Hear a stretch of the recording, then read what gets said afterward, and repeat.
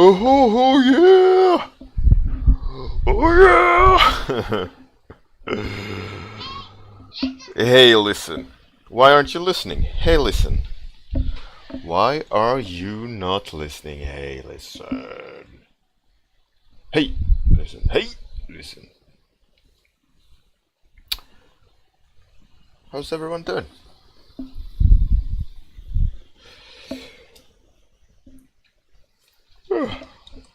Hey, listen. Hey, Zelin, I'm Richie. Sharta. Hello. There's some gangsters for you. Hey, slow winner. Oh, I'm tired. This is like zero sleep last night. Both kids were up. One was like, I can't sleep. I've been trying to sleep. Help me. The other one was like, sleepwalking. So in the middle of the night, both parents were like all over the place. And one needed to do this, one needed to do that. And then so you fall asleep, then you wake up, and then some idiots outside, and then classic parent night. God damn it. Hey Luribb, Amir, Chillstranda, what up, yo? How's it going? Slow winner. Kids are fun. Yeah, they are. But also hard work, man.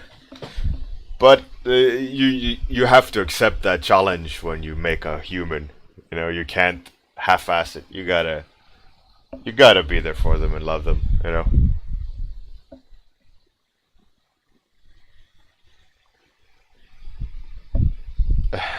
Captain Jetlag. Winner, winner, chicken dinner. Which I can tell you guys officially now.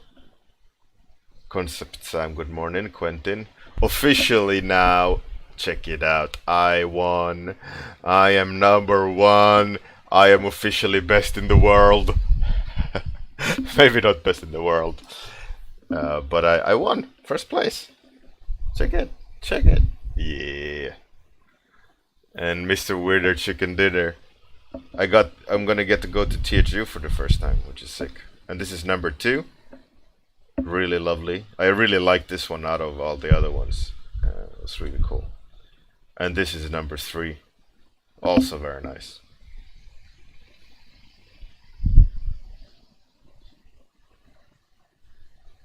Cheers all.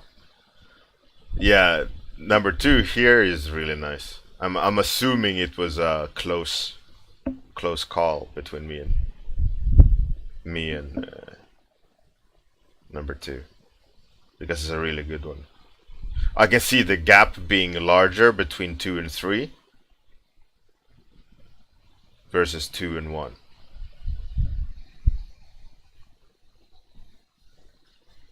Hey, thank you all. Thank you. So I'm actually also gonna get a Mobile Studio Pro, which is one of these latest kind of newest version of the companion, I guess, which is pretty sick.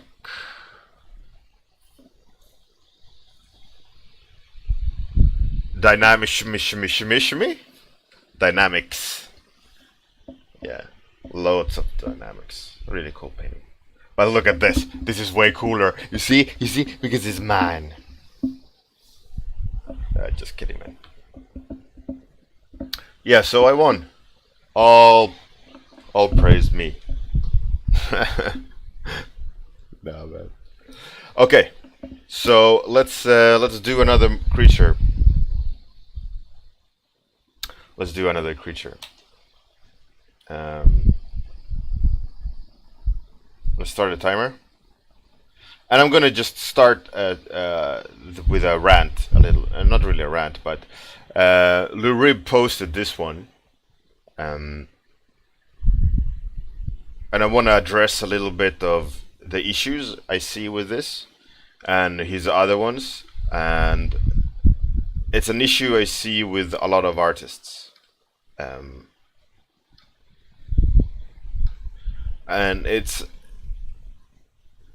in this one, for example, you can get away with it more because it's so dark and you can't see anything. But as soon as you start more, you start to see holes in the game. Like here, this is obviously from 3D, but I'm going to point out like this shoulder here, for example, and a lot of the things on the arm and rifle and folds and so on. I'm going to kind of rant about it on the warm up. I've already timer started, but whatever. Hey, thank you. Yeah, I'm gonna get a free vacation. Oh yeah, free vacation. So let's do a creature of some sort, with things coming forward. Let's just make some sort of demon. I don't care, something, just so I can talk about it. Actually, no. Let's not just do something. Let's actually let's try to design something.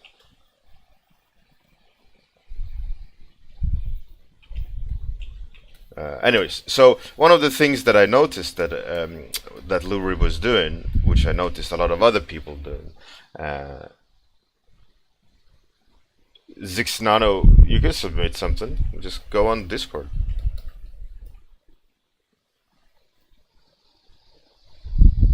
I should draw myself on my free vacation. A beer monster. No. Anyway, so I see a mistake a lot of people are doing, especially in the beginning. And the more advanced you are, the less of those mistakes you do, and it's a little bit like how to put it, like advanced basics. So I'm gonna try to do the mistakes I'm seeing in the warm-up before I do the changes that needs to be done in order for it to work. Right? I'm gonna try to deliberately make mistakes. Then I'm gonna have to correct it. So it's gonna be possibly like a little bit of a shittier result. But let's see. I'm gonna try. I'm gonna try a little bit at least, so you guys can see the difference. You can already see the difference where I'm deliberately making mistakes. You should start to see like the image being jarring and high contrast, even though I'm rendering form. You should already see that the light doesn't feel correct, right?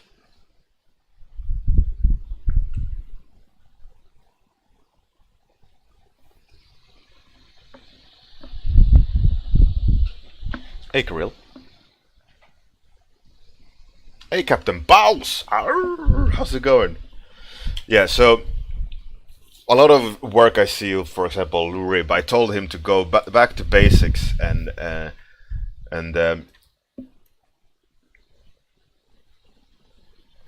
or maybe I shall just do it like a class today.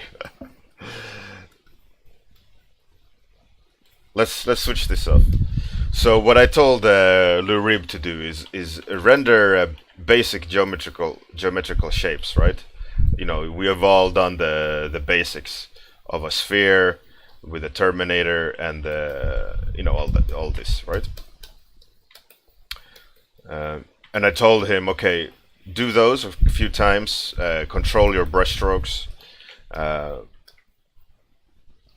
get it under control, right? We all know this. We've all seen this thousands of times, and we know the idea behind it, why it looks the way it looks, right?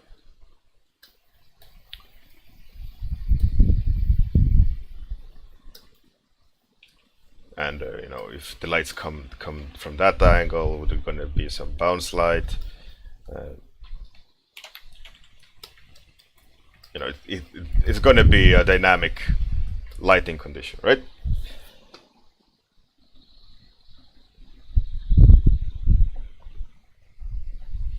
I can look down now that.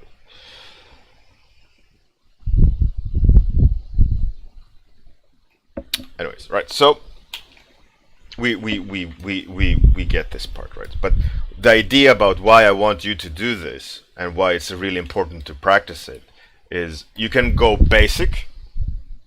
Okay, I'm going to do the sphere. Here's the shadow. Here's the light. But the more you pay attention to the qualities and you study up about like what does the relationship between the things need to be, and then add let's say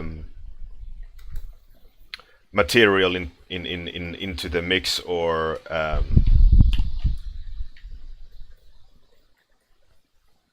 lighting conditions and so on.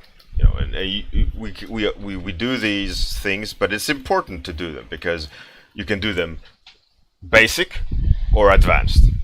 And advanced means you add more complexity to it, you add more knowledge to it, so that when you do it, you can get it to look a lot more than just a sphere, right? So this is gonna look horrible and a shitty thing to do, but I'll show, as in horrible, not versus Luribb's work, but that I'm like, hey, look at me and shit on him.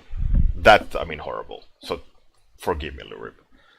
But you see, I asked him to do this. So in a way, they are quite advanced, right? He's adding shadows, he's adding complexity to it, but they're treated the right way, but they're very forced, and you can see that he's trying to just hit the perfection. And then when we look at these things, for example, that perfection is kind of lost because he has to apply the knowledge of that simple sphere into a more advanced shape, if that makes sense.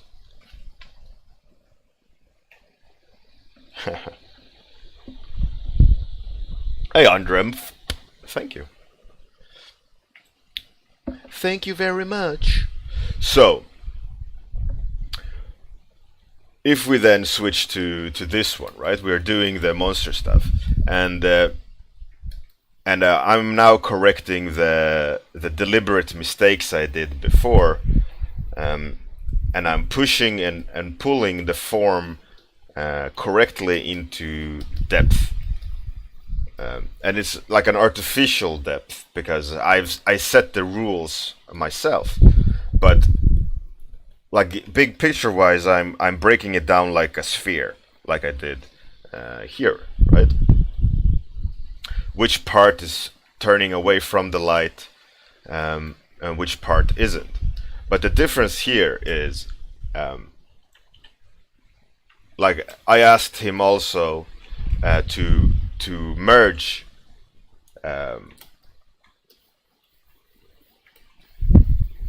merge basic geometrical shapes together and try to make it into a more advanced thing, right? Let me see, how do I do this? I save the selection. So what that means is okay, in order for him to start merging basic geometrical shapes, he needs to start understanding the relationship between the volumes and how far he should push those things, right? And this is just two spheres somewhat close to each other in depth that now have been kind of merged. And then what if this this shape is more advanced, going into perspective and all these things, right? And when you're doing something like a character with a weapon or a monster that's standing in place, is that you got to be careful of how deep you go with the shadows, right? A simple explanation would be within this same scenario, if we see from the side a shape that's like that, like a cog, right? And if the light shines in, the relationship between the hole, the indentation versus the things that pokes out, when the light hits and we're looking at the same direction as the light, this relationship between the contrast will be very low contrast, right? It won't be very deep shadows, and it won't be we won't see the cast shadow, and the light will hit here, and in this corner it will start being in shadow, right? Because the light doesn't go in there, and then whatever is underneath here, this would be quite dark because there's completely void of light information. And a lot of problem that a lot of beginning artists does is they go, this is a indentation into the form, so it needs to be dark. They go, okay, it's dark, it's turning from the light source. But it's incorrect, because we shouldn't see it that dark, because we are observing the light, we are also observing the form, and you have to take everything into consideration in the light source versus where we're looking from and the direction of the form. Like my fingers, right? They have a shadow, but if I do this, that relationship is still there, but it's not high contrast like my face versus the headphones.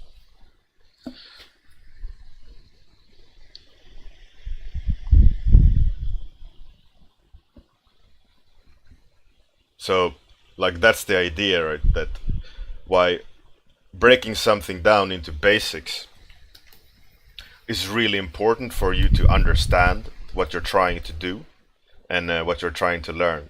And I called Luribb, for example, out on this because he's a subscriber and he gets more love. No, but he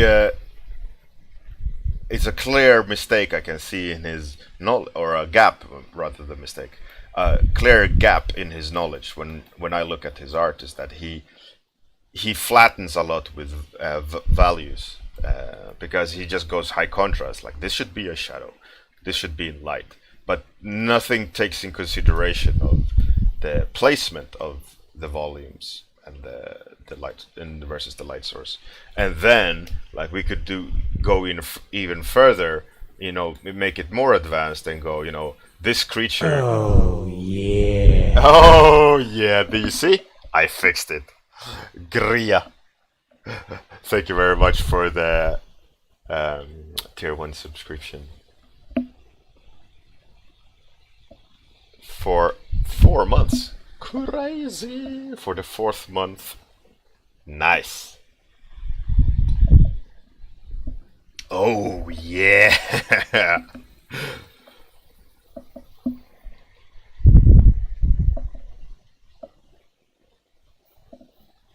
Yeah, that sound might be a little bit too loud. I need to alter it.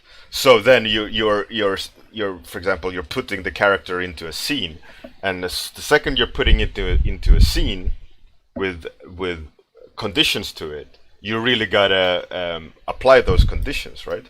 So the basic idea, now it's broken because I've placed all the values too close to each other, so it's too much high contrast. So what I probably want to do is put some atmosphere in there, right, to help explain the value relationship between where we should look, the choices I've made to tell the story of the form you are observing, right? And this is just the basic element of it. Then what becomes more advanced is when you add, let's say, light leak, or light that blankets a form, but the form underneath needs to have contrast, but it needs to be relative to the light source and to the perspective of the form and where you are standing from. Yeah, sorry about that. I will adjust the sound volume of that. Oh yeah.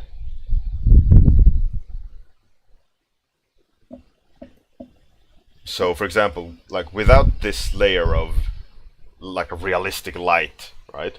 Realistic on top. Realistic just means you have to take it more way further than basic uh, uh, treatment, right? So we can still see that the relationship between the contrast is still there, but it has to now sit underneath new special circumstances. So because light is coming in and it's light, like atmospheric perspective, the shadow is the first thing that is brightened, and light is the last thing that falls into the perspective, atmospheric perspective, right? Because lights take over, and the light particles are hitting on object versus that's being in shadow. They take over, being taken over faster. So in that way, you can adjust with knowledge of how that works. You can adjust how smoky, for example, is this room. How much of the volumes should fall into shadow, or should it be crisp air? Then every edges, all the light needs to be crisp. The shadows, the groups need to be crisp. You know, it certain things you need to take in consideration. So when, for example, Luribb did that soldier standing in a murky room, because he didn't treat the light correctly and the forms correctly relative to the setting he's describing, the image breaks, right? We're seeing too much contrast. But it's not just that. It's in a lot of his sketches that kind of high contrast, where he's putting contrast relative to the neighboring form. So he's like, okay, here's a shadow. This should be darker, and here's is being lit. This should be lighter, and shadow and light and shadow and shadow and light. And he doesn't take into consideration the whole character standing in a room and relationship to the light source and where we are standing. So sometimes you have to reduce a lot of contrast in order for the light to be correct.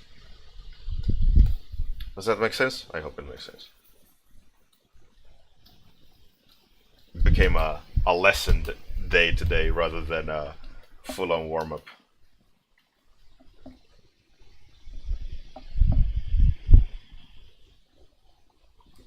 Hey Mila, thank you very much. I am the golden ticket winner, yeah!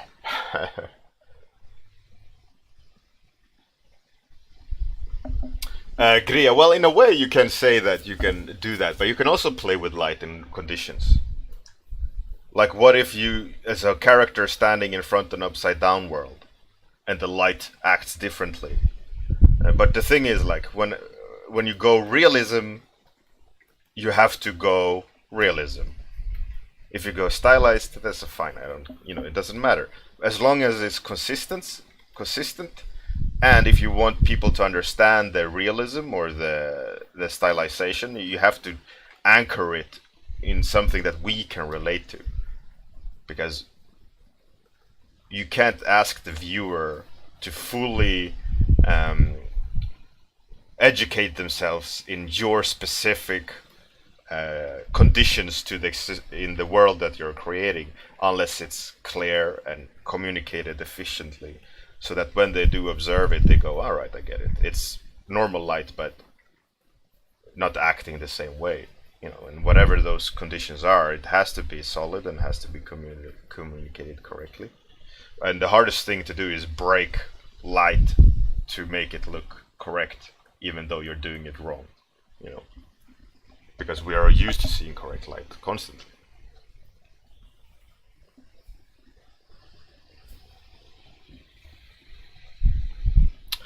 Yeah, you learn a lot by teaching others, for sure.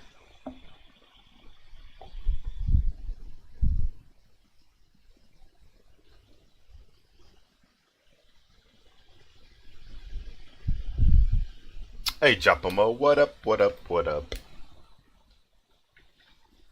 Yeah, I mean, when you teach someone else, first of all, you need to understand what you're gonna say, and then you have to consider the subject matter. Do you actually know what you're trying to teach? And if not, then maybe you shouldn't teach it. And I see a lot of people doing that mistake. I mean, granted, I'm not like the master of all things art and light and form and perspective, but I do know a lot of it. And there's definitely other people that are a lot better at it. But it's really important to you know that's why I'm, well, like for example, I'm saying you have to study with direction. You can't just go, well, I'm going to copy, because you don't understand what you're copying.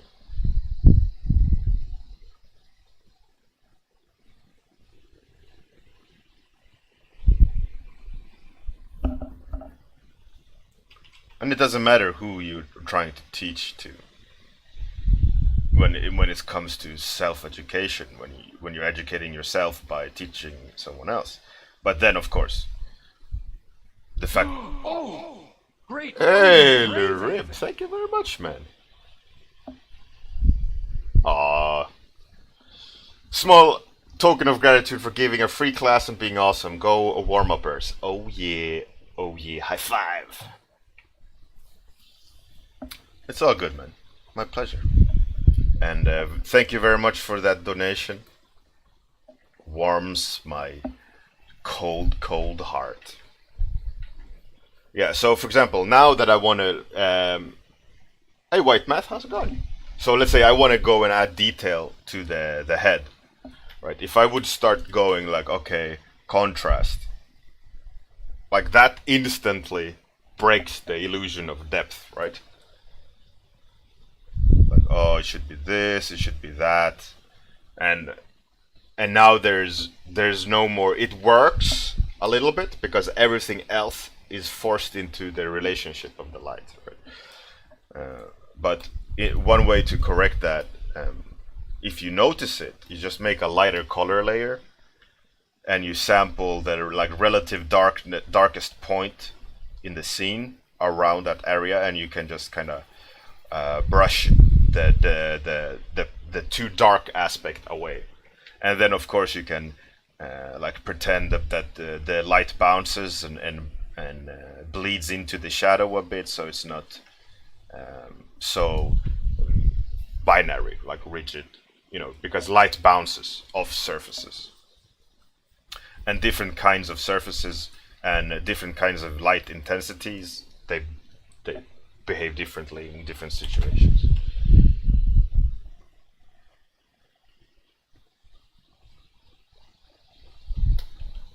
Yeah, Captain Jet, like a huge part of teaching someone is the fact that you have to figure out what you're trying to say. So if you're looking to teach yourself in a good way by teaching someone else, you just need to apply yourself to try to learn to what you're teaching, right? Solidify your thoughts into like a single point of clarity.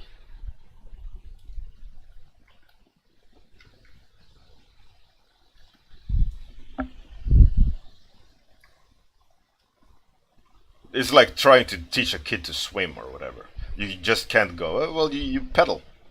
Use your feet and hand," and they go, "But I don't," like they have no understanding of the motion, the like all the multiple layers of how to not to drown, right? Close your mouth. Don't breathe under the water. Rule number one. It's just not one solution. And everyone swims differently as well. There's different swimming styles, but it's all based on the same principles. So it's the same with art and painting light and so on. You can change the rules, you can change the situations, but they have to adhere to some sort of hierarchy of correct, accuracy or whatever.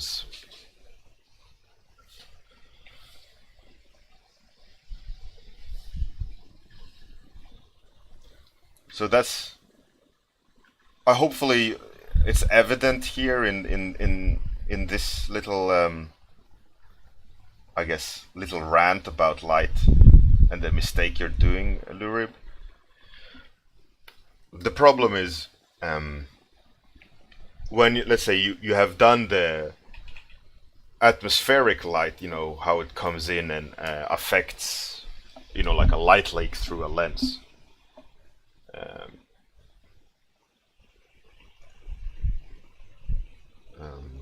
1 second.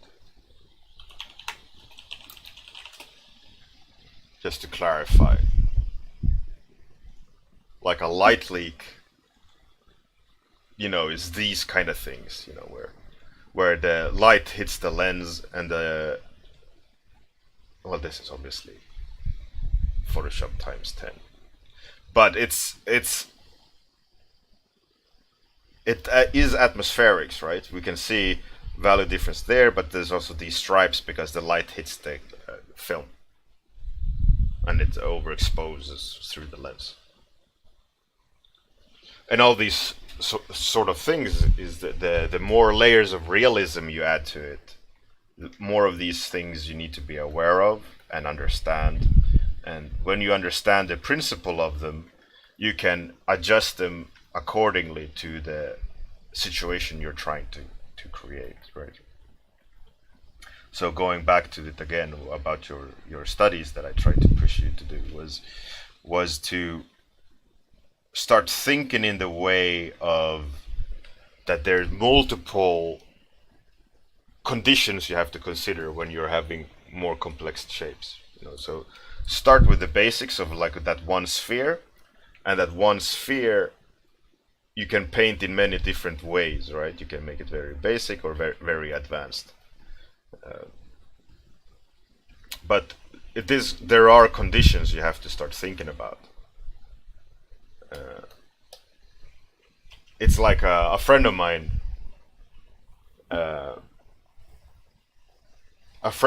Like he didn't advance in I think it was karate. He redid the belt, like a specific belt, a few times because he didn't feel like he knew the moves that required him to get the next belt, but for him he felt like he didn't fully understand them in order because he didn't want to like rush into it, so he didn't want to progress too fast.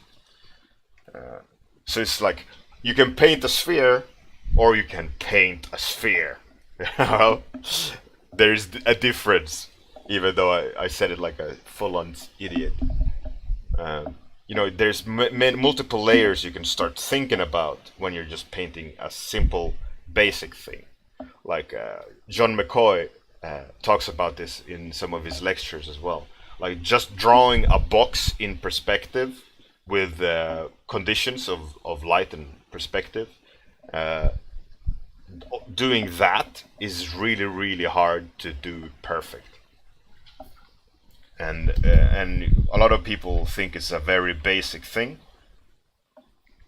but you'd be surprised how you notice those mistakes in a lot of artists when you've deliberately tried to study it away out of your system. We're all beginners at some point. We all make that mistake, and then you focus in on something and try to learn it so that you don't do that mistake.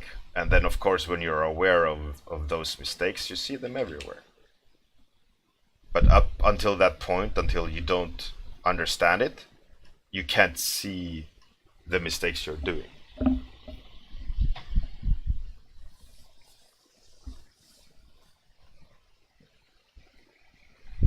The sphere is just, you don't need that sphere. You can make a box as well.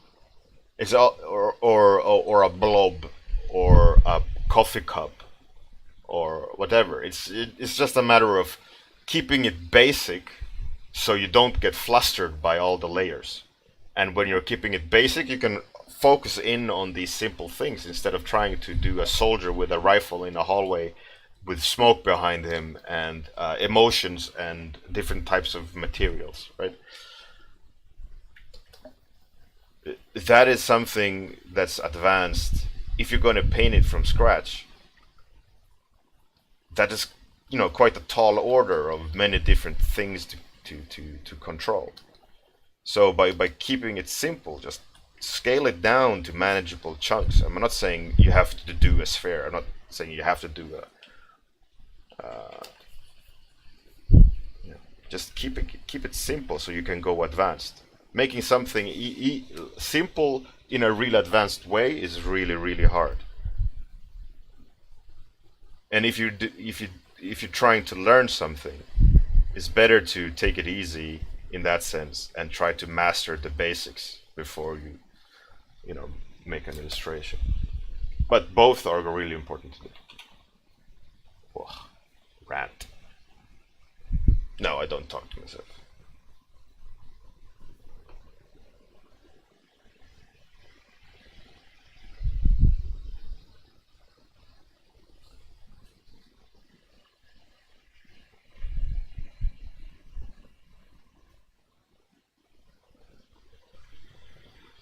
New boots. Yeah, it's a horrible thing.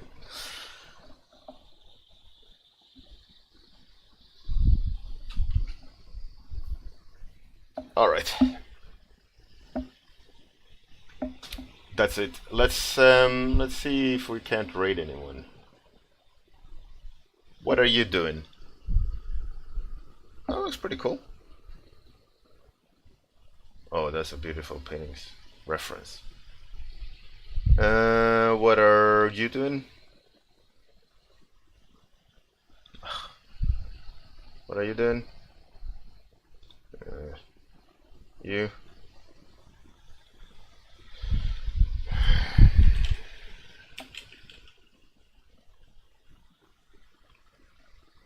That looks pretty cool.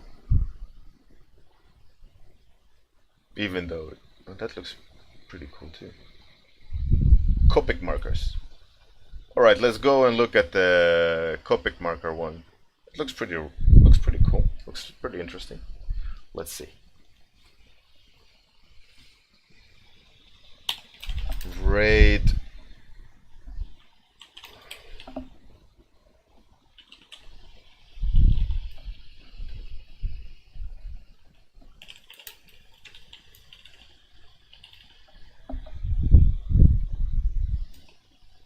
I cannot raid this channel. Alright. Can I host it? Have a great day, everyone. See you tomorrow morning. Toodles.